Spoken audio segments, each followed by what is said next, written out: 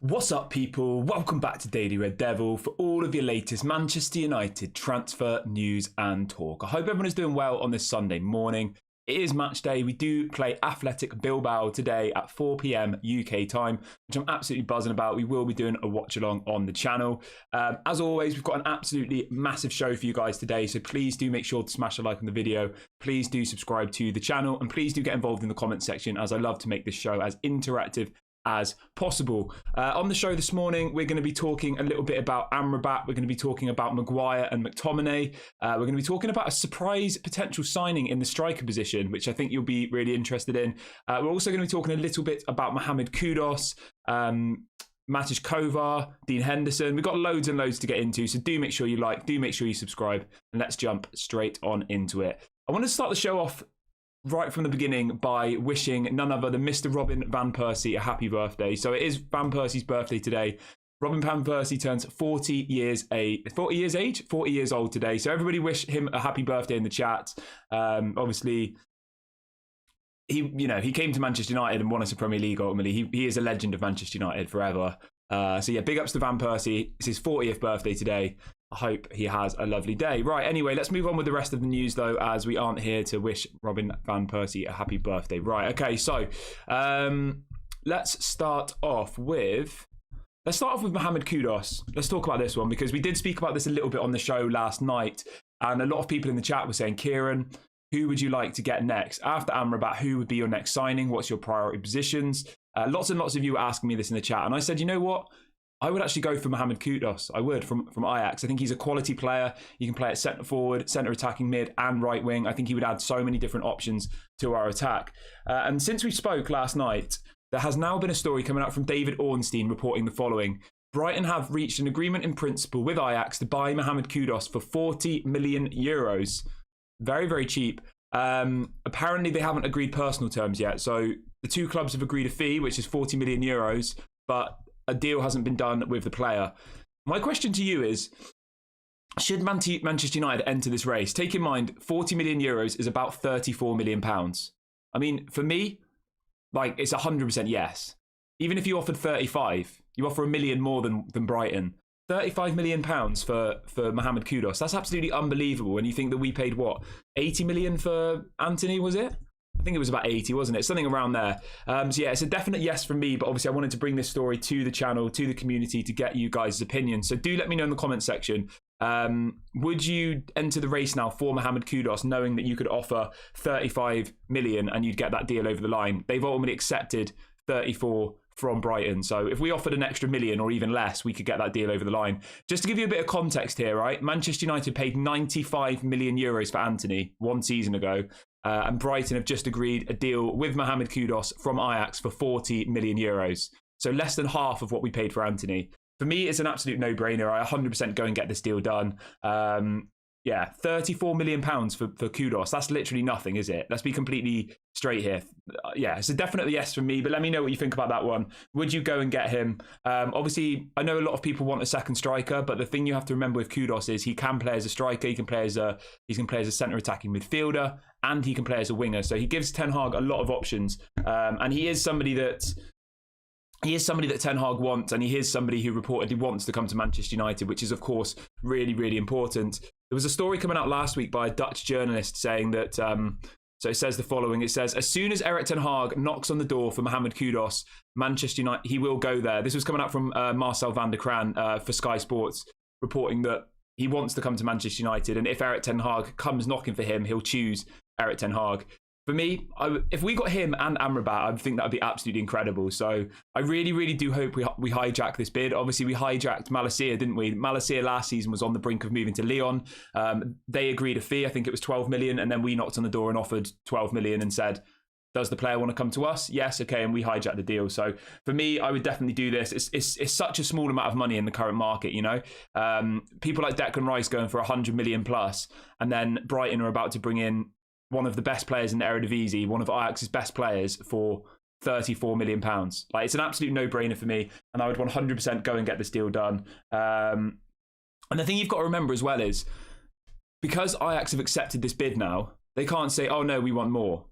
Like, they can't do that because they've already accepted a bid from somewhere else. So as long as we go and match the bid and then go to the player and say, would you like to join us? And if they say yes, then obviously we can get that deal over the line. So I actually think that sometimes doing it this way is quite good because it maybe lowers the price that we will actually pay. Imagine how much we would have paid for Malacia if Lyon hadn't have already agreed a deal. I think we paid, was it around £12 million for Malacia? Like, I reckon we would have paid 20, 25 if we'd have just gone in there from the very, very beginning. So yeah, for me, it's a definite yes, but do let me know, would you try and hijack the bid for Mohammed Kudus? As I said, he hasn't agreed personal terms yet. They've just agreed a fee between the two clubs. It says they're close to agreeing on personal terms. Deal is not fully done, but he is Brighton's main target and would be a record signing for Brighton. So at this point, they've just agreed a fee between the two clubs, but no personal terms have been agreed. So yeah, I will keep you updated on that one, but do let me know in the comments section whether you would sign Mohammed Kudus at Manchester United. Right, let's keep things rolling on the show this morning. We've got over 360 people watching already, which is absolutely amazing. Please do smash a like on the video. Please do subscribe to the channel if you are new. Right, let's keep things going though. Let's talk about the double outgoings that we have been hearing about this morning. Let's talk about Harry Maguire and Scott McTominay. Now, there's a story coming out this morning saying that apparently, where are we? There we are. So apparently David Moyes has told West Ham owners to do everything they can to get Harry Maguire to the club.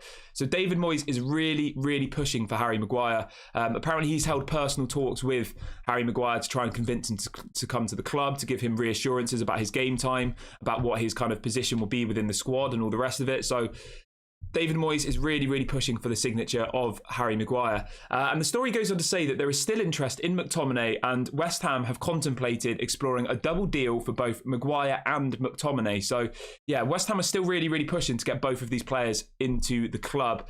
They are the only club in the Premier League who have yet to sign a player. They reportedly want 7 players this transfer window. So I think it would be really good business for West Ham. I do. I think it would really improve their team. So let's just hope that this one goes through. And then there's a little bit of an extra story on this as well, saying that West Ham have apparently requested Harry Maguire's medical notes from Manchester United ahead of a potential bid. So yeah, it does look like they will put in a second bid for Harry Maguire. We don't know how much it will be at this stage. Obviously, their first bid was 20 million, which was rejected. My guess is it will probably be somewhere between 25 and 30, maybe including add-ons. I would take that. I would. If they come back in with a second bid, I would 100% take it. But obviously, I'm not the director of football at Manchester United, so we'll have to wait and see what they decide to do. But for me, if we can get 25 to 30 million for Harry Maguire, I think you take that any day of the week, like without even a shadow of a doubt. You have to take that. You do, don't you? Obviously, they've got a hell of a lot of money sat in the bank from the Declan Rice sale. They've got 105 million. They've just sold Scamacca as well to Inter, I believe, for about 30 million. So West Ham have got probably 150 million to spend this transfer window. So yeah, we definitely need to get this deal done. We definitely need to get both of these players out of the club, and then we can reinvest that money in other areas where we need it. There's a little tiny bit more on Mohammed Kudus, on Maguire. Apparently Maguire is offended by West Ham's initial bid. It's honestly like a pantomime, isn't it? So the story says that Harry Maguire feels insulted by West Ham's initial bid of 20 million. Ultimately, he thinks that they should have been offering more for him, and he thinks that they valued him way less than what he's worth. I mean, yeah. Come on, it's like, come on, mate, just get a bit of a grip, really here. But Sky Sports have reported that West Ham do remain in talks with Manchester United over Harry Maguire. So they haven't been completely put off. They are still in the race. They are still waiting to put in another bid. We don't know exactly when this bid will come in. I imagine it will be towards the end of the transfer window. I can imagine maybe on deadline day, Harry Maguire going. I think a lot of clubs in the Premier League are waiting for us to make the first move. You know, they're waiting until closer to the end of the window so they can say, offer us less money. Wait until we're a bit more desperate and offer us less money. I know that's frustrating, but I just think that is what's going to happen. For me, I would take 60 million for both of them combined. I think if you got 25 for Maguire, 35 for McTominay, 60 million complete package, get both of them done. I think that'd be a good bit of business. I really, really do. So let's hope that this one pushes through. Obviously, as and when we get more news, I will give you an update on that. So Al says, would you take Scamacca for Maguire straight up? So I probably would, to be honest. Scamacca is obviously the Italian striker who plays for West Ham. He's on the brink of moving to Inter Milan, I believe. I would take him, yeah, I would. I'd do a swap deal for Maguire and Scamacca. I would, because like the thing with Maguire, to me, he's completely out of the picture. I just don't think he can contribute, really. And when he does contribute, he doesn't really ever perform very well. So I think the best thing for everybody is for him to go. And if we could bring in somebody in a position where we actually need reinforcements, i.e. a striker, then I'd go and do it. So Scamacca looks like he's going to move to Inter for around £20 million. So yeah, you could do that, couldn't you? You could say, we'll take Scamacca off you and you can have Harry Maguire. So yeah, I do think that would be a good deal to be done. But the likelihood of that happening is probably very, very slim.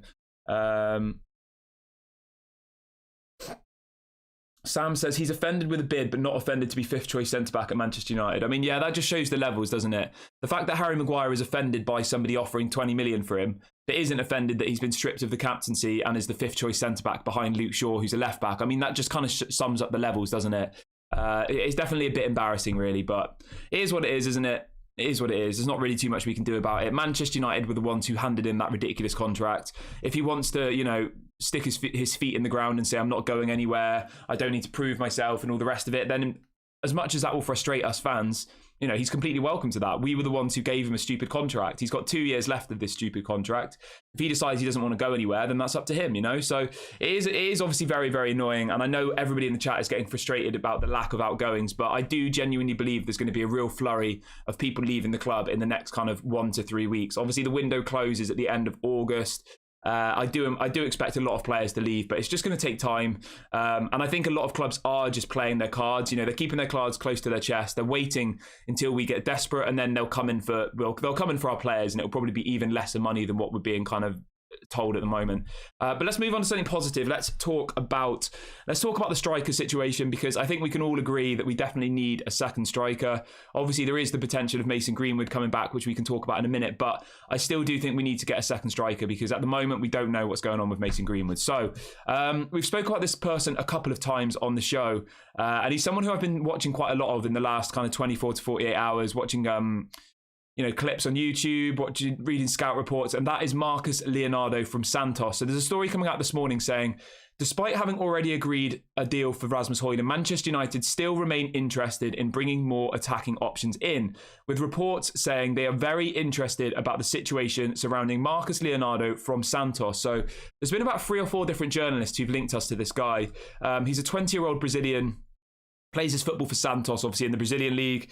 Had a really, really good season last year. He's in the Brazilian under-21s, I believe. He's available for around 15 to 20 million pounds. I think we should go and get him, definitely. From what I've seen of him, he looks like a really, really good player. He's still very, very young. He's still very, very raw. But I like the idea of bringing in some young players, people who we can develop, people who we can have for the next 10 plus years. Obviously, there was talk of Taremi coming to Manchester United, but it looks like he's going to Tottenham. There was talk of Gonzalo Ramos and Kolo Muani, but both of them are going to PSG. So we are starting to run out of options here. We really are. And that's probably why we're being linked to these types of people, because you know that our other options were Taremi, Muani, Ramos. All of those people seem to be moving to other clubs now. So the pool of players we have left in the striker position is very, very small. In my kind of opinion, it was Mohammed Kudus. He would have been a good option. Or this Marcus Leonardo guy would have been a good option.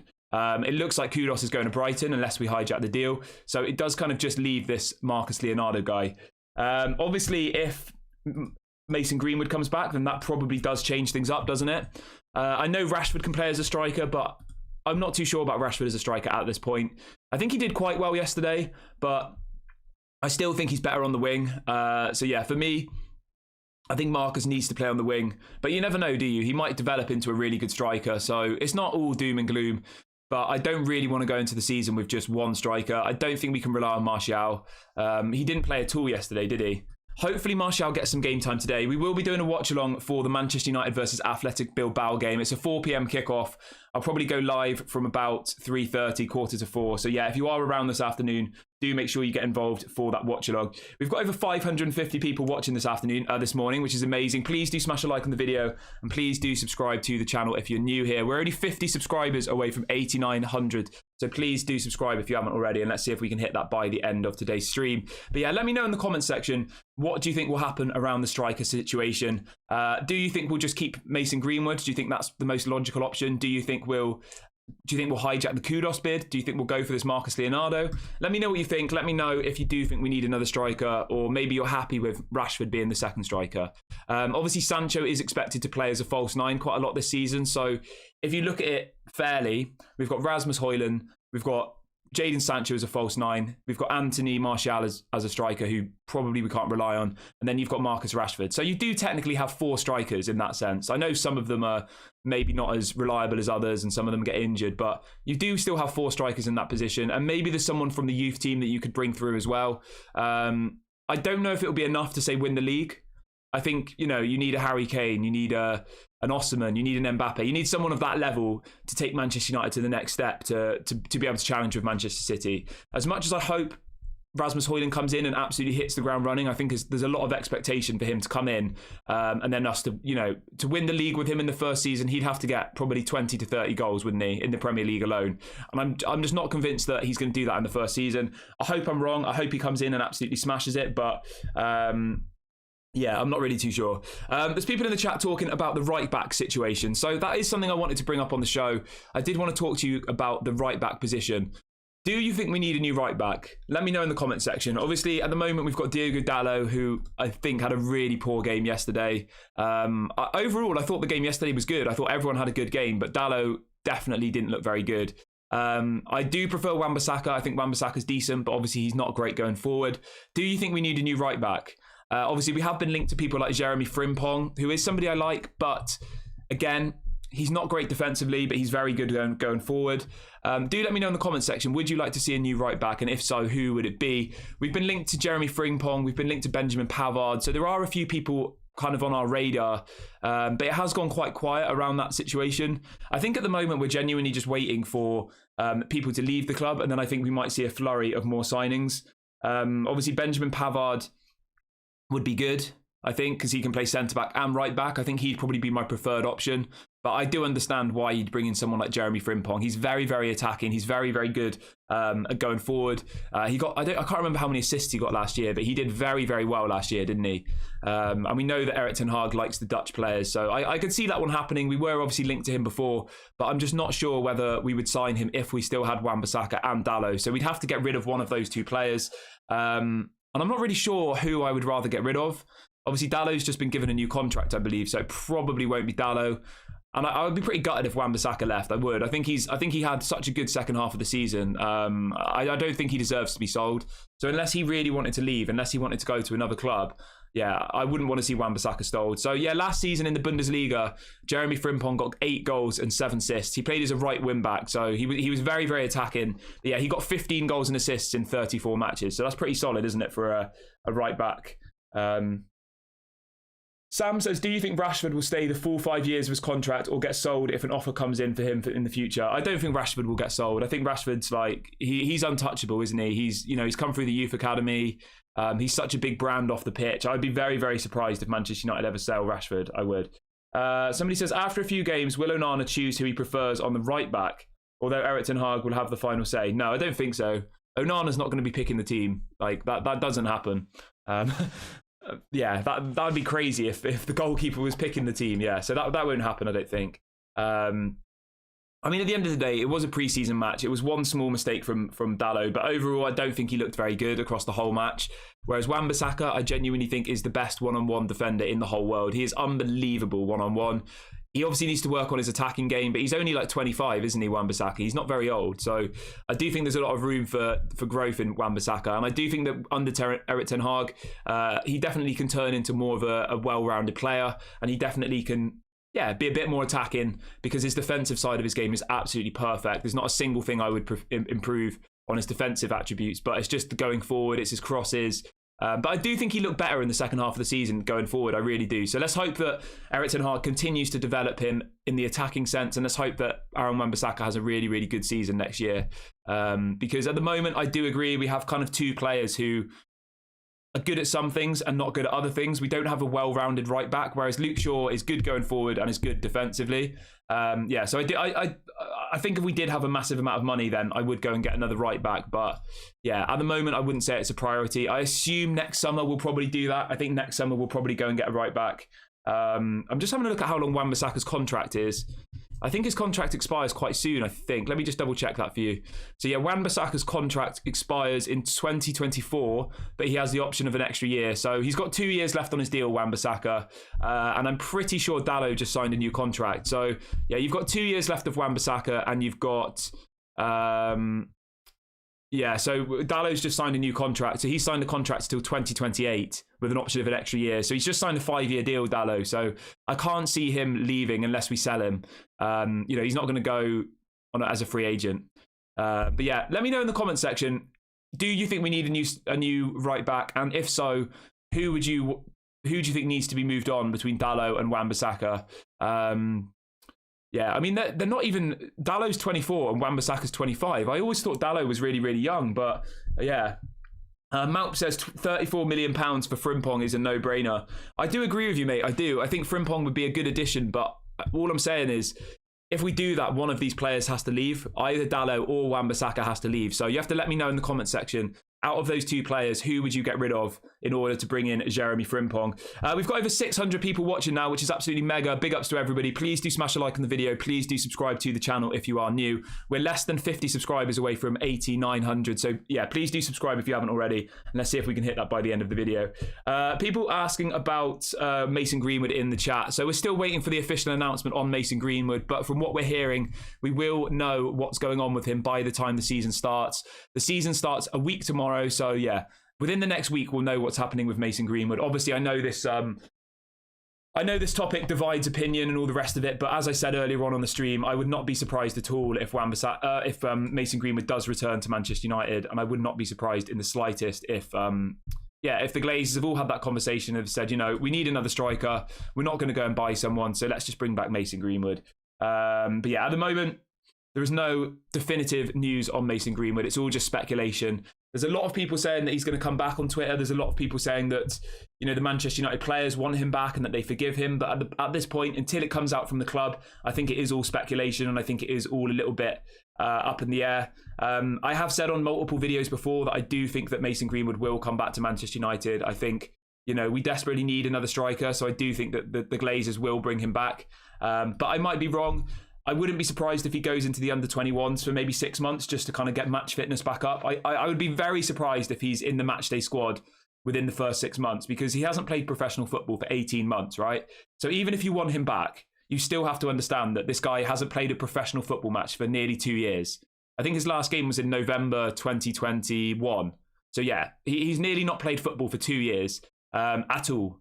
I think he's trained a little bit, but he hasn't actually played a proper match. So he's definitely going to need to get back to match fitness, which will probably take a while.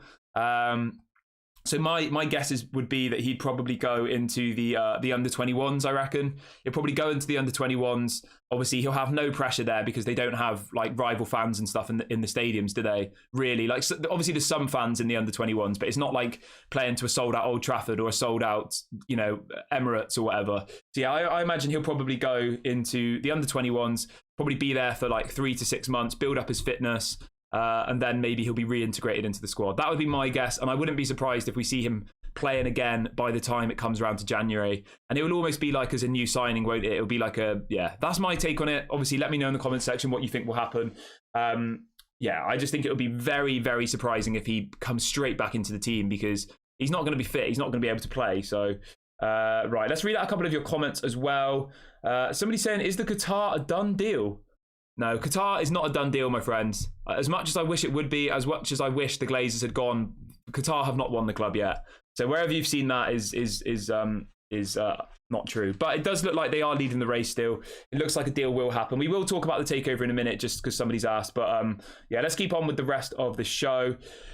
Obviously, we have got this match this afternoon, and it will be a very, very different lineup to the team we saw yesterday. So you probably still will see Maguire. You probably still will see Pellistri, Martial, etc., etc. So I'm quite looking forward to it. I am.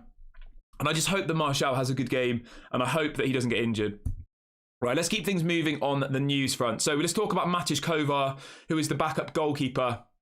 Manchester United are apparently ready to let Maciej Kovar leave on a permanent deal, with Hull City and Red Star Belgrade keen on bringing the goalkeeper in. So it does look like Maciej Kovar will leave Manchester United.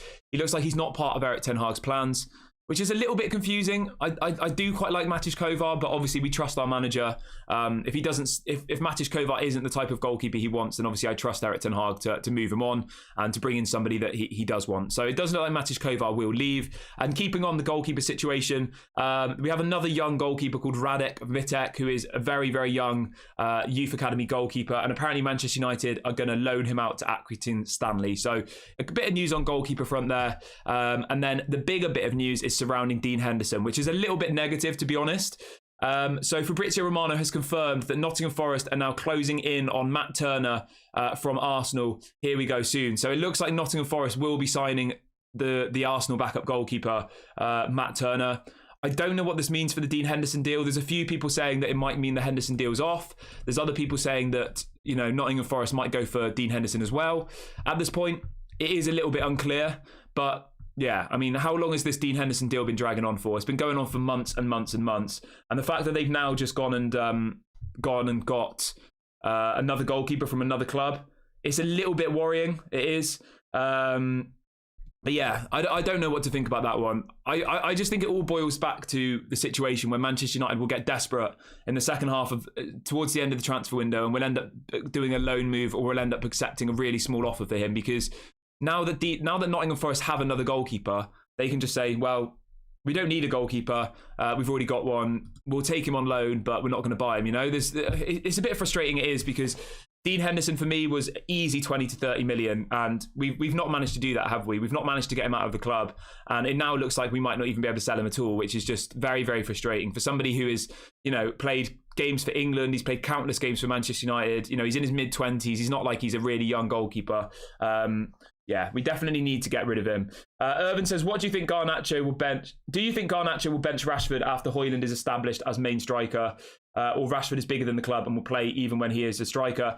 I honestly said this on the stream yesterday, that I think Garnacho should be starting every single match for Manchester United. I do. I think he's absolutely unbelievable. I think he's so talented. And I would honestly have Marcus Rashford either as the striker or on the right wing, just to make sure that Garnacho can get game time, because yesterday, I know it was just a pre-season match, but every time Garnacho comes on the pitch, he looks unbelievable. He does. He looks so much better than our other wingers. Does everybody agree with that? Does everybody agree that Garnacho looks better than all of our other wing players? I think he looks so good. I do. And I know I'm not trying to hype him up. I'm not trying to, put pressure on him. He just impresses me every time he plays. He's 19 years of age. He's just got a big new contract to Manchester United. I genuinely think we need to build the team around him and Rasmus Højlund. Those two need to be our future, and they are our future. As much as I love Rashford, as much as I love Anthony, Rashford's 26 now, is he? 27 maybe? Yeah, Rashford's 25, okay. So he's still very, very young, but yeah, he's 19 years of age, Garnacho, and he looks so good. He looks so exciting. So yeah, I do think that we should build the team around him and Højlund. And I would get him in at all costs. I would. I think he's absolutely unbelievable. He's my favourite player. Him, Martinez, and Casemiro. Those are my three favourite Manchester United players. I said as well, I promised, guys, if the Glazers leave, I'm going to buy myself a Manchester United shirt. I haven't bought one since I was about 5, and that was my uncle who bought it for me. I just refuse to buy products from the Manchester United website. But if the Glazers do leave, I'll buy myself a Manchester United shirt, and I'm going to get Garnacho on the back, and I'm also going to buy a shirt for somebody in the chat. So on that stream, whenever the Glazers leave, I will be gifting a Manchester United shirt to somebody in the chat, and I'll ship it anywhere in the world. So do make sure you subscribe, and do make sure you smash a like on the video. Yeah, I will be getting myself a Manchester United shirt once the Glazers leave, not before. Almac says, selling Kovar for 6 million and paying 5 million to get Suzuki is ridiculous. Kovar looks class. Why sell him and buy a worse keeper? I do agree. I do. It is a little bit confusing. Whenever I've seen Matis Kovar play, I thought he's been really, really good. So I don't really get the logic behind selling him for 5-6 million and then bringing in a goalkeeper from Japan who's never played in English football for the same amount of money. Like, it doesn't make any sense to me. But obviously, we're not Ten Hag. Maybe Ten Hag's seen something in Kovar he doesn't like. Who knows? And obviously, I fully back my manager. If he doesn't want Kovar, then sell him, get rid of him. Jackie says Greenwood over Anthony on the right wing. People asking about Malacia. Yeah, I don't know what's happened with Malacia. He's injured still. I'm not sure what the extent of the injury is. I've not seen, obviously he's not been training, so yeah, it is a bit concerning, isn't it, with Malacia? And maybe that forces us to enter the market and buy a left back. The thing you have to remember though is Dalot can play at left back as well, so if Malacia is injured, Dalot can play at left back, and we also have Alvaro Fernandez, the young Spanish left back, who's absolutely incredible, and I do think he'll get some game time this season. So yeah, maybe that does mean we go for a right back. You know, if they start playing Dalot at left back, then we would need a right back, wouldn't we? So lots of different things can happen, lots of different things can move and change up really, really quickly. We've got over 700 of you watching now, which is absolutely massive. Please do smash a like on the video and subscribe if you are new. People are saying I should get an Amrabat jersey. Yeah. One of my friends, I'm going to Morocco next year, and one of my friends was like, mate, if you go to Morocco, like they're all just going to think you're Amrabat. And I was like, fair enough, yeah. You're saying I need to get an Amrabat shirt though, just to walk around with. Let's have a look. Let's read out a few more of your comments. Do keep getting your questions in and your comments in. I will read out as many as possible.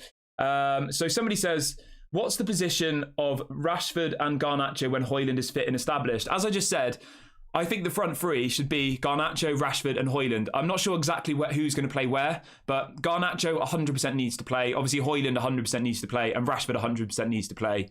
Antony had a good second half of the game yesterday, but I do prefer Rashford and Garnacho to Antony. I do. Whether or not Ten Hag will drop him is yet to be seen. Obviously, he as we just said, he cost him 90 million euros, didn't he? So he has to make Antony work. Whereas, yeah.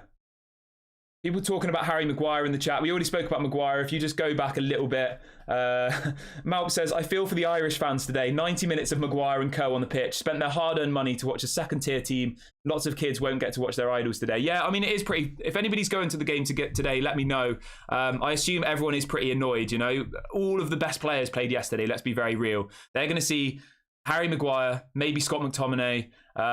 Who else are they going to see? I mean, there's still some good players. Let's be respectful. You know, you've got Pelestri, you've got Lindelof. He's a good player. Who else have we got? I don't know. There'll probably be some youth players as well. But yeah, I do agree. It's going to be a very different side today to what it was yesterday. Everything Carpy says Rashford isn't good on the right wing. Can Garnacho play on the right wing? I'm not too sure if Garnacho... Or is Garnacho literally just left wing and that's it? I don't think he's ever played on the right, has he, Garnacho?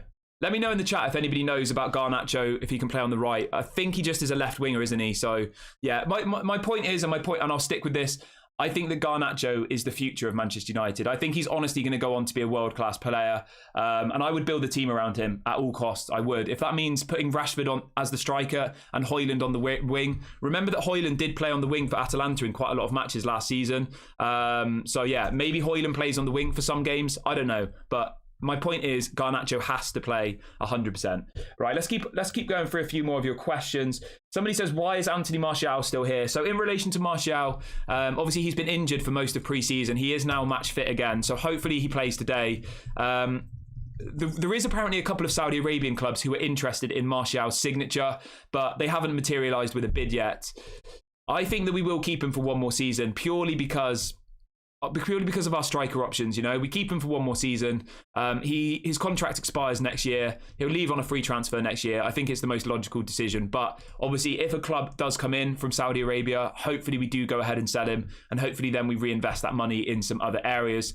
Talking about Saudi Arabia, we can now confirm who the Saudi club is who've made the bid for Bailly. We spoke about this on the show last night, and there was a couple of people in the comment section asking me who the bid was from. So apparently Manchester United have received a bid from Al Nazr, obviously the club that Cristiano Ronaldo plays for Eric Bailly. It's believed to be somewhere between 3 and 5 million, so it's not very much money. But at the end of the day, we just need to get that deal done.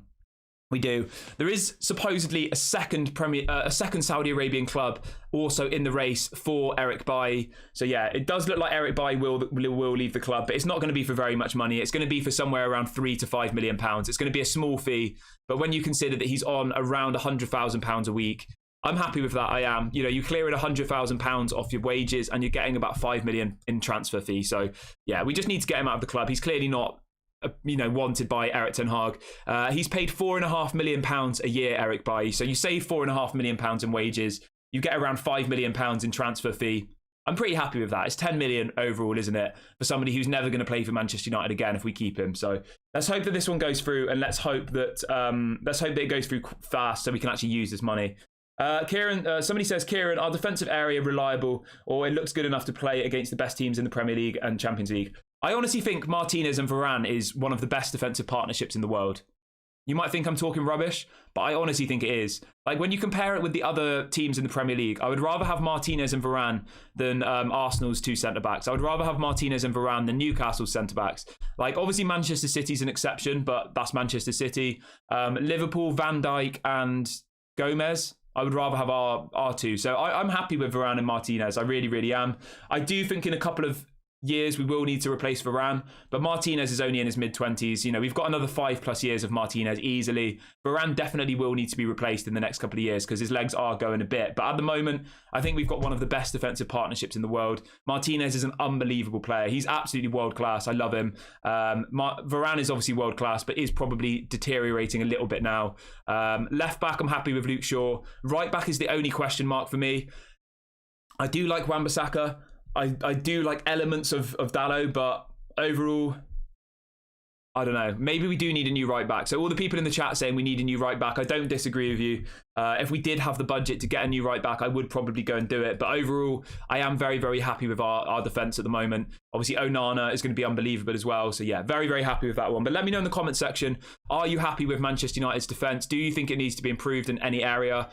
Do you maybe think that we need to bring in a new right back? Do you think we need a new left back? Let me know in the comment section. My priorities would be to get Antonio Silva from Benfica, 18-year-old, unbelievable player. I'd bring him in as the new centre-back to replace Varane eventually. And then I'd also probably bring in someone like Jeremy Frimpong, but I'm not like in the camp where we need to do it immediately. I think if we do it in the next year or so, that'll be fine.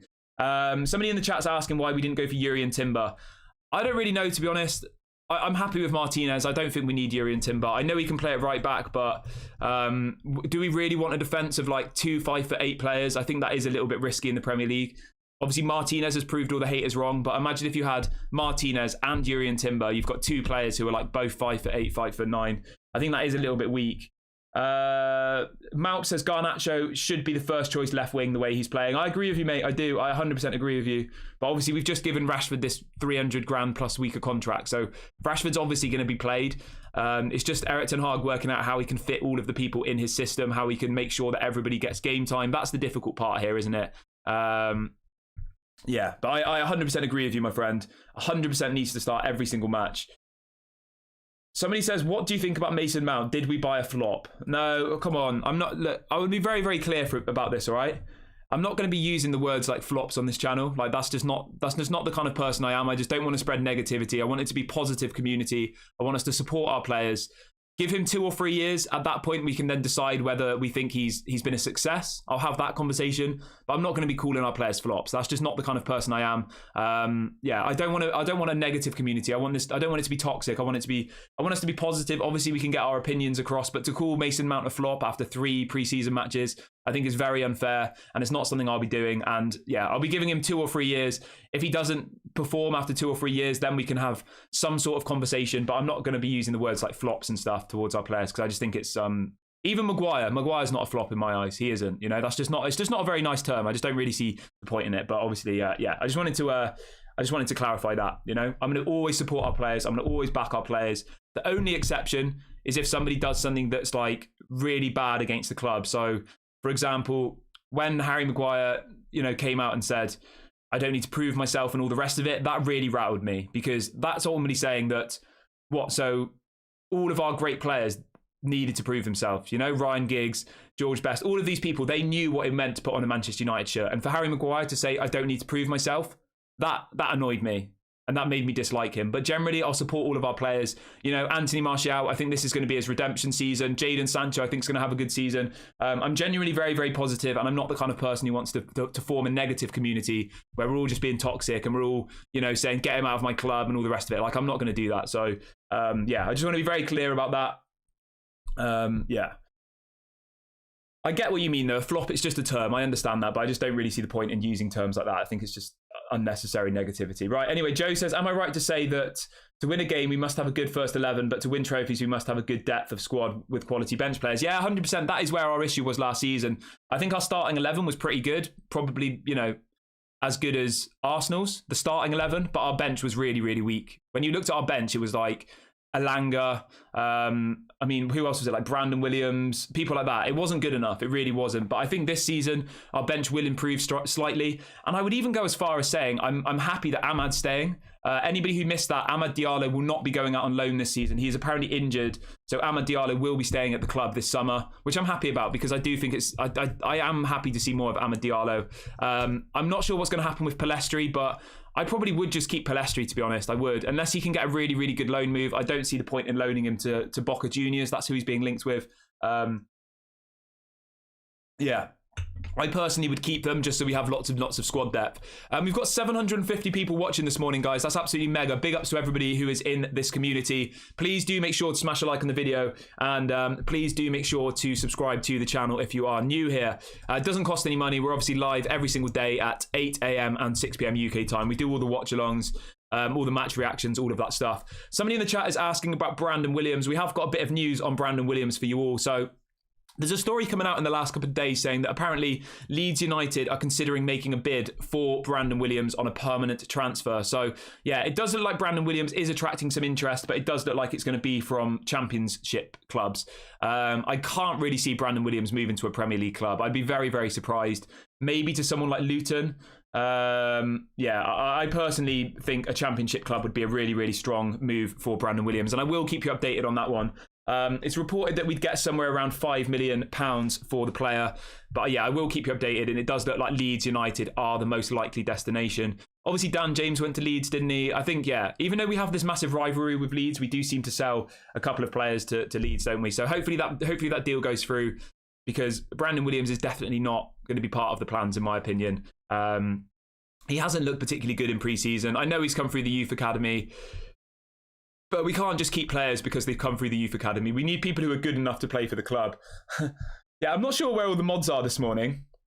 Usually the mods are like, the second I put the video up and, you know, the scheduled video, they're in the chat like an hour before it goes live. So maybe all the mods are on holiday. I have no idea. There's usually about 5 or 6 mods in the chat every single day, but don't think there's a single one today. Maybe I'll add some more people as mods on the next stream. Oh, Jamie's here. Here we go. One of the mods has arrived. Hope you're doing, Jamie. Hope you're doing well, Jamie. Hope you had a nice lie-in or whatever you were up to this morning. I did go to bed quite late last night, so I didn't wake up till about 7:30, so I was a bit tired. But anyway, you don't want to know about me being tired.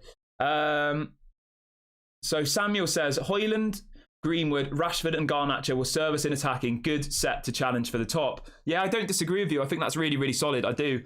Really, really solid. Elizabeth says, would you consider doing an EA Sports FC career mode with Manchester United? Let me know in the comments section. Would you like me to do that? I do play FIFA. I do like FIFA. Would you like me to do some FIFA content on this channel, or would you like that on a separate channel? Let me know what you think, because I know some people won't be interested in that, but let me know in the comments section. What do you think I should do? Should I do Manchester United career mode on this channel? Should I do it on a new channel? Should I do it on Twitch? Let me know what you think, and I'll obviously, I'll work out what the best situation is to do for that. But I will be doing some FIFA content. I'm just working out how to do it best. I'm just looking at the comments about Jamie. Hope you're doing well, Jamie. Hope you've had a good evening. People saying, don't do it, Kieran. Don't do FIFA. I'm not going to lie. I haven't played FIFA for about 2 or 3 months at all. People talking about Johnny Evans. Right, so in relation to Johnny Evans, we are waiting to get the confirmation, but it does look like Johnny Evans will be given a 1-year contract extension, which I definitely back. I do. If it means Harry Maguire goes, I think it's the right decision. I think he's looked all right in pre-season. I don't think he's looked any worse than Harry Maguire. You know, he's probably going to cost a fraction of the wages Harry Maguire's on. You sell Harry Maguire, you then go and reinvest the money in a striker. So the story's coming out saying that Johnny Evans is reportedly set to sign a 1-year contract with Manchester United. So it would just be a 1-year deal. Yeah. I think it would make sense, but I think it only makes sense if Harry Maguire leaves. If we have Harry Maguire as well, I think that's pointless. If Harry Maguire goes, keep Johnny Evans for 1 season, and then next summer we go all out for a world-class centre-back. We go and get Antonio Silva, someone like that from Benfica, because as I said, I do think Varane will need replacing in the next kind of 1 to 2 years, maybe 2 to 3 years if I'm being a bit more fair. People asking about Tchouaméni in the chat. So there is a couple of stories linking us to Tchouaméni, but I don't think there's any truth in it. I really don't. I think the likelihood of us signing Tchouaméni is probably 0%, 5%, very, very slim. There's been 2 or 3 Spanish newspapers saying that Manchester United are set to put in a bid for Tchouaméni from Real Madrid. As much as I would like to see Tchouaméni, I think he's a quality player. Do we really think that Manchester United would pay the 80 million euros that, you know, would require to get him over the line? Real Madrid only got him 1 season ago for 80 million euros. So I think the likelihood of us doing that deal is very, very slim.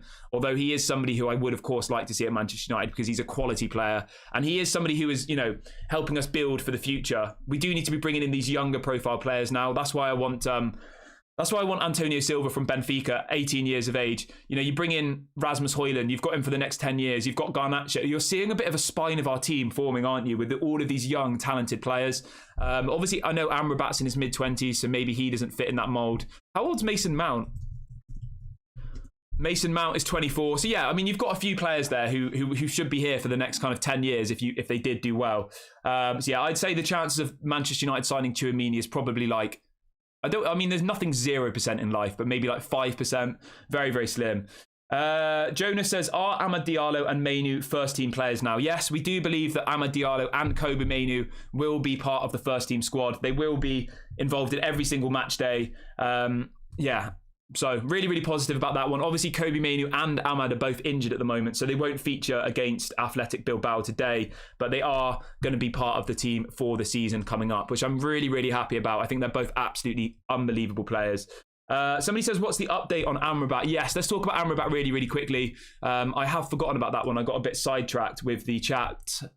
We've got 10 minutes left of the show, by the way, everybody, so please make sure you like and subscribe before the show ends.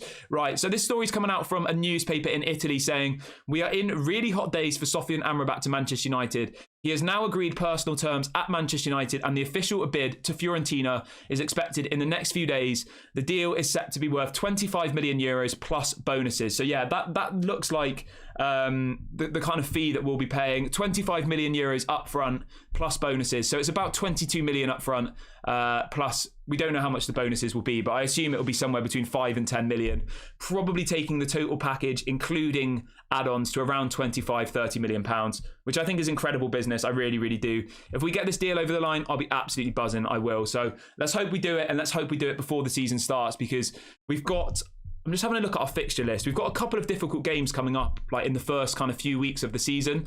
I think Wolves at home will be fine without Amrabat. I don't think we need him for that. And then we've got Tottenham away from home, which will be difficult. I know everyone says Tottenham are rubbish, but Tottenham away from home is always quite a difficult game. I would like to have Amrabat in for that Tottenham game, really.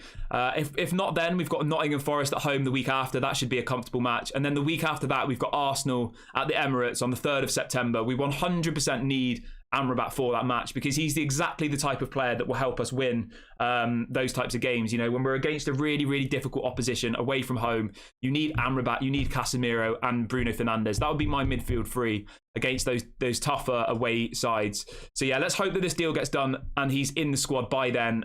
Obviously the transfer window ends at the end of the month, so we've got a little bit of time. So Red Devils United's asking about Dean Henderson. We've already spoke about Dean Henderson, my friend, so just go back a little bit and you will find out about Dean Henderson. Let's have a look. Let's read out a few more comments. Elizabeth says, we have to sell Fred and then bid for Amrabat as soon as possible. Yes, exactly that. We do. That's the issue, isn't it? We need to get rid of Fred or Donny van der Beek, and as soon as that happens, we will then move in for Amrabat. But talks have already happened behind the scenes. Personal terms have already been agreed. So as soon as we submit that bid, it should be, here we go. I would probably say that by the end of this week, by Friday, I reckon we'll probably get the here we go for Amrabat. It's going to be a domino effect. We'll get the here we go for Fred leaving. We'll get the here we go for Donny van der Beek leaving, and then we'll submit the bid, and then we'll get him. So hopefully within the next kind of week or so, Donny and Fred will go, and then Amrabat will join the club, which will be really, really good because we definitely need him 100%. I said this on a stream a couple of days ago that I actually think that him and Onana are our most important signings this summer. I do genuinely believe that. Purely from Amrabat's perspective, just because of how much he'll offer us in those difficult away games. We got absolutely destroyed away from home last season. We got battered by Arsenal. We got battered by Man City, battered by Brentford, battered by Aston Villa. Like, we got absolutely destroyed by quite a few teams away from home last season. And the games that we did win last year away from home, I think we were quite lucky when you think of the... which one was it? was it the Fulham game away from home and Garnacho scored that goal in like the last second to win us the match? Like, we were very lucky. The games we did actually win away from home last season, none of them were very convincing, I don't think. So yeah, we definitely need Amrabat, and we need to solidify that midfield, because I am a little bit worried about a midfield free of Mason Mount, Bruno Fernandes and Casemiro away at the Etihad. I think we'll get absolutely destroyed with that. But yeah, let me know what you think about that. I mean, we got destroyed with it last season, so yeah. There's a bit of a story come out with Gonzalo Ramos, actually. So we did speak about this earlier on the show, that Gonzalo Ramos is looking like he's going to move to PSG. Obviously, we were heavily linked to him earlier on in the window. Fabrizio Romano has just come out saying that PSG and Benfica are finally resolving issues on payment terms for Gonzalo Ramos' deal. Both sides expect the deal to be sealed very soon for 80 million euros package, which was agreed days ago. So it does look like Gonzalo Ramos will be joining PSG for around 80 million euros. I'm happy with Rasmus Højlund. I really am happy. Where are we? Yeah, so it looks like he's gone to PSG, and PSG are also going for Kolo Muani as well. So they're going for 2 strikers. Somebody says, are the first team players available for the match today? Yes, so there will be first team players playing, but it won't be the same squad as yesterday. So yeah, it'll be Maguire, Palestri, people like that, Martial. Someone's asking about Hannibal Mejbri. So in relation to Hannibal, we've had a loan offer from Luton Town in the Premier League. So it's a loan, not a permanent deal. But at this point, we don't know whether he's going to leave or not. I do think he will go, because he's not going to get first team football for Manchester United this season. Definitely not. So hopefully he does accept the loan move to Luton. At the moment, Manchester United are waiting for the player to agree to the loan. Yeah, but it does look like he will go on loan to Luton Town. Right. Right, I'm going to wrap the video up here, guys. It's been an absolutely incredible stream. Massive, massive shouts to everyone who has joined us this morning. We will be live later on today for the Athletic Bilbao game. That's about 3:30 p.m. UK time. We'll be live. Please do smash a like on the video on your way out. Please do subscribe to the channel if you're new. Thank you so much for being part of this community this morning. I'll catch you guys later. Lots of love and peace out.